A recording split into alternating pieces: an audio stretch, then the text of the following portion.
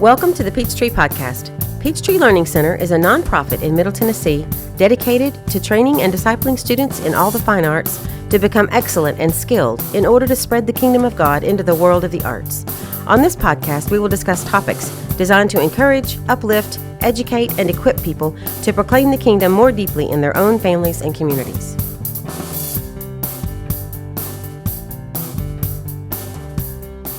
Hello, and welcome back to Peachtree's podcast. I hope that all of you have enjoyed a blessed August and are in the middle of another blessed month of September. We just celebrated Labor Day by not having classes and lessons, which is always a conundrum in my mind. We celebrate labor by not doing labor on some level, and that's a contradiction, I think. But anyway, we celebrated here by not having classes and lessons, and it was a good day. But I always hate that we take a day off right after we get good in a routine.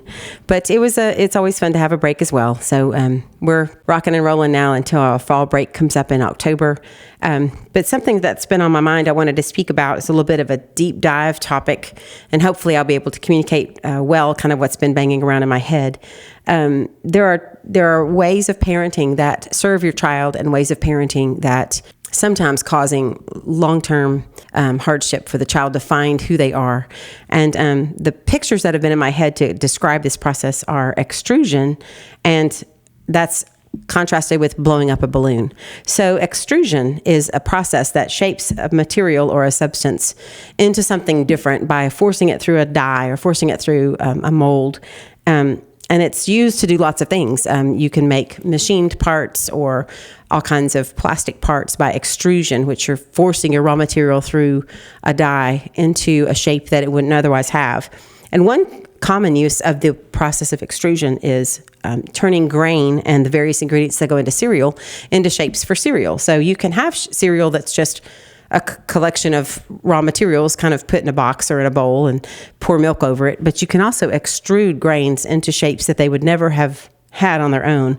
And so it becomes something that it wasn't. And when you do that to grain specifically or other foods, it can change the molecular structure. And so some of the properties that food had that were good for you are gone. It can change them in a deep way so that they no longer are as nutritious or as helpful. The other process that has been kind of the other picture on this, the other side of the spectrum, is inflating a balloon. And it's another way of giving an object shape. But instead of you shaping the object, you're actually filling it with air or other gas so that the object becomes the shape it was supposed to be or it was already meant to have. And you might have had the experience of blowing into a balloon and seeing it take a shape you didn't even know it was supposed to be. So I know I have. I've pulled a balloon out of a bag and started to blow thinking it was going to be an oval and finding out that it was really a long, skinny balloon or a strange shape that I didn't even realize was there. And I think extrusion is really something that we do to children when we try to mold them with expectations that we impose upon them. So it's a very easy thing to do. You have a child and you think of all the things that we consider normal. It has to go to school. The child has to learn certain things. The child has to be really good at his or her math facts. The child has to get a college education. The child has to get a good job with a good retirement fund attached. And those can be very helpful, but they can also be an extrusion of you forcing a child into a mold that it's not meant to have or a shape that person's not meant to be in. And contrast that with blowing up a balloon. When a child is born, God tells us he already knows that person. And he's not looking at just the baby in the womb, which of course is the beginning, but he's talking about the fully formed person that baby will become. In Psalm 139, he says he already knows us back when we were knit together in our mother's womb. So picture that like a little balloon. And this baby's waiting for mom and dad to get to know who they've had, waiting to unfold the character and personality that God planted in that person, knowing that the world needed that person's personality and character type at the very time when he knit that child together. And mom and dad's main job is to discover what that person is supposed to be and to help inflate that person into as big of a shape and as big and fleshed out as he can be, and then he'll find his way forward into the world and take his place in the plan of God with that way. So along with feeding and clothing and providing shelter, parents are supposed to provide nurturing and admonition that resonates with the words of God, according to Ephesians 6. And all of these thoughts have kind of been birthed out of the consideration of the passage where God told us to train up a child in the way he should go, and when he is old, he won't depart from it. And there are layers of meaning in that passage, and I hesitate to use the word layers because that somehow signifies that some meanings are deeper than others, and really it's almost like side-by-side meanings. One way to look at that verse that's a very plausible way is to train up a child in the way he should go. In other words, train him up in the ways that you know are good for him, or the ways of the Lord that you know will serve him well. And so that includes, making sure he understands what right is and wrong is, and understanding what rules are, why they're there, and what they're for.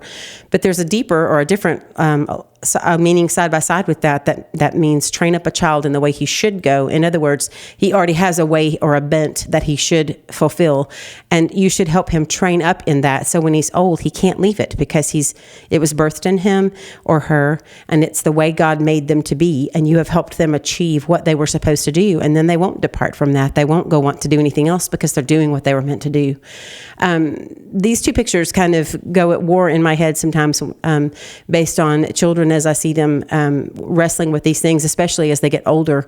Having to wrestle with expectations of peers and expectations of family members is a real struggle, especially in today's world when we just feel like, I think the Industrial Revolution has very much fed into a mindset of we are creating a product and everybody has a standard and they have to live by this standard or they're not successful people. And really what we're supposed to be doing is creating human beings, or helping God actually in the process of bringing human beings into fully formed adults to bless the earth with what he gave them to bless the earth with. So it doesn't, in his mind, have anything to do with what they do for a living, but more about how they live. And that's a big principle at work. And just something to consider when you're thinking about how you want to train up a child in the way he should go. Maybe you should consider trying to blow up that balloon and seeing what shape it's supposed to be and then helping it form into that shape rather than pressing it into a mold or a die and making it into something that you would expect. So hope this is not too abstract. Hope it makes sense. Those are the pictures that have been in my mind trying to illustrate that verse. But it's a beautiful verse and should be an encouragement to us that there is a way that a child should go, and that God has trusted us as parents to find that and help them fulfill it. And that he will partner with us in that, and he doesn't leave us alone, or he doesn't leave us without recourse or resources, that he is right there with us, ready to help us find that child's path so that we can feed that in them and help them become who God made them to be. So blessings on your week, and we'll look forward to talking again next week. Thank you so much for joining us today. To support this podcast, please go follow us on your podcast platform of choice.